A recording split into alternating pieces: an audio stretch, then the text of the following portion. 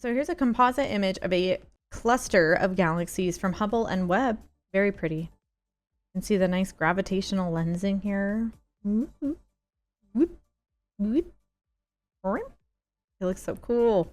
Man, space is just the coolest. I feel like I could stare at this image for, I don't want to say for too long. You can never spend too long staring at space images, but I'm curious to read the article. Is that the noise black holes make? No. It's the noise of the gravitational lensing going whoop. Oh, sorry, hold on. You couldn't see that last one. Let me do that again.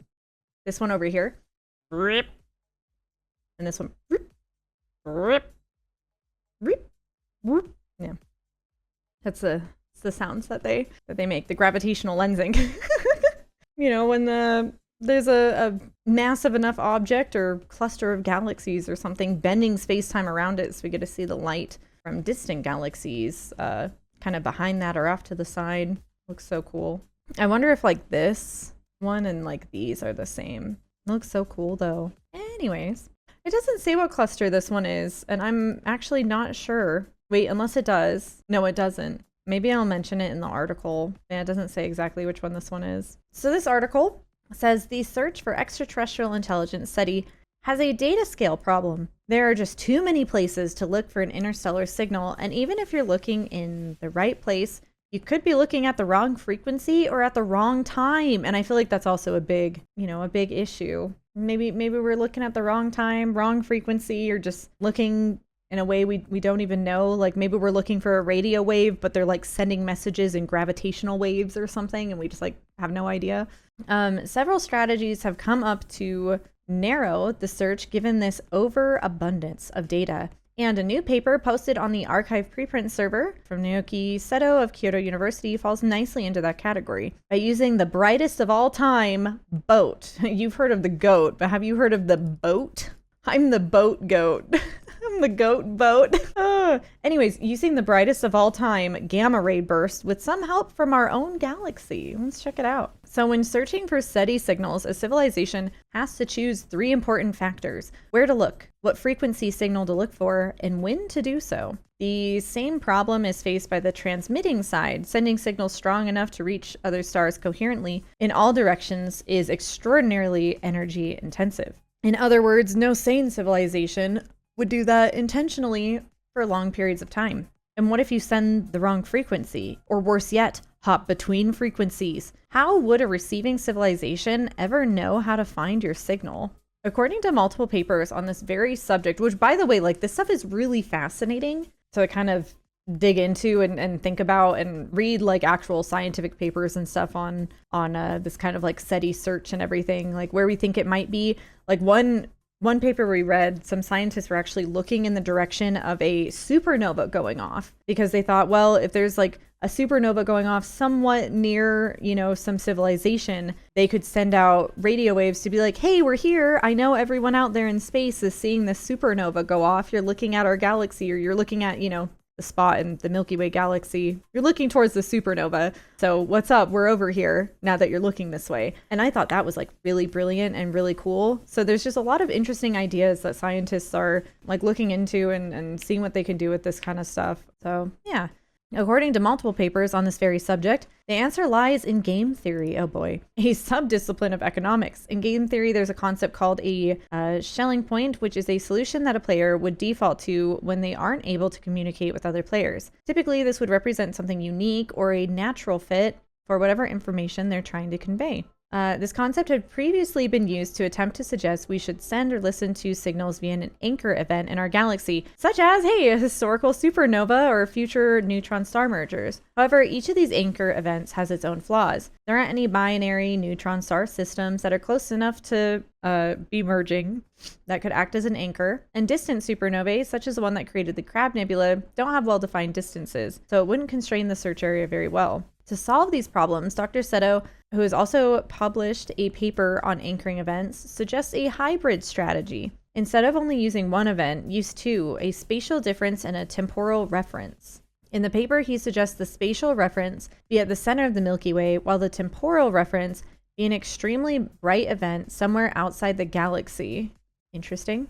The underlying idea is to have a search ring centered on the event. In the case that your civilization is looking for signals and a transit transmit ring exactly opposite of the event in the case that your civilization is intending to send them. The diameter of each of these rings grows based on the time since the original burst and the distance from the location to the galactic center. Importantly, the angle between the burst and the galactic center is used to normalize the time delay at which a signal would be sent to a specific star system. I feel like this is, I don't know, I think the word convoluted maybe isn't quite right here, but I feel like it's kind of convoluted or like a full-on way to just be like, yeah, just send signals out there when other cool things are happening.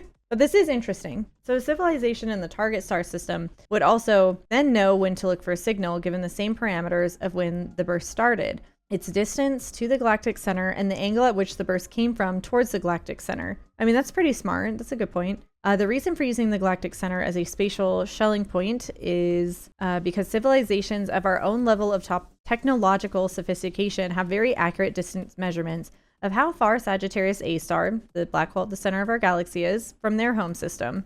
It's interesting. It's cool. For a bright event, Dr. Seto notes that an ideal one was recently found in the form of a gamma ray burst, GRB 221009A. It was nicknamed the Boat because it was 90 times brighter than the next brightest gamma ray burst on record. It is also ideally positioned in the sky, low galactic latitude, meaning many of the stars in the Milky Way would be in the search radius of the original ring. I like this idea though. I think it's pretty cool. Like, you might as well just try, but also doing it in an intelligent way where like they could maybe kind of know when to look for signals and stuff again. Like that's a smart way to do it. And it would be cool if, like, I don't know, if we ended up getting a signal from some species or, you know, some civilization, whatever, some extraterrestrial intelligence or something. If we got a signal from them, it would be cool to know like when to maybe look to find another one or something, like having those kinds of little clues out there. So I think this is a really brilliant idea. Dr. Seto calculates that this combination of brightness and ideal sky position likely only happens once in 100,000 years. Okay, well, never mind that idea. So unfortunately, all of this spatial and temporal timing doesn't necessarily coordinate the other variable, frequency. There are some theories that a shelling point for frequency, such as the hydrogen line of 1,420 megahertz, where hydrogen shines when undergoing a frequency transition, could be used. But realistically, the receiving civilization would still have to search multiple frequencies over that time. I was actually going to mention the hydrogen line before as well. Like, that's a kind of frequency that we feel like we could check it out and find things at, which is also very close to where the WOW signal was. But yeah, interesting. Which I think is made from like a natural event thing in space. But the hybrid technique itself could limit the space needed to search for sending civilizations by a factor of 100. But it is entirely based on the assumption that the other civilization would come up with the same methodology. And I think that's also part of it too. Like, it'd be cool if they kind of picked up what we were putting out, but they might not. Given the uniqueness of the opportunity represented by GRB 221009A,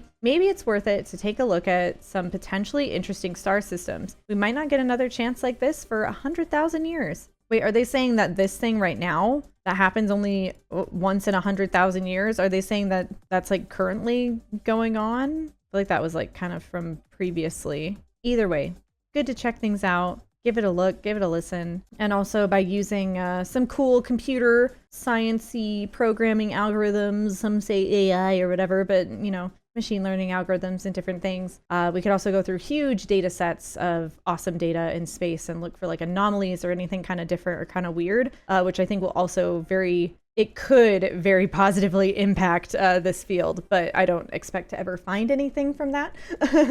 I think everything is too far apart, too far away. I think even radio waves over time, over distance, technically, would get kind of weak, but I still think we should be looking and seeing what we can find or hear or whatever, you know? So this is intriguing.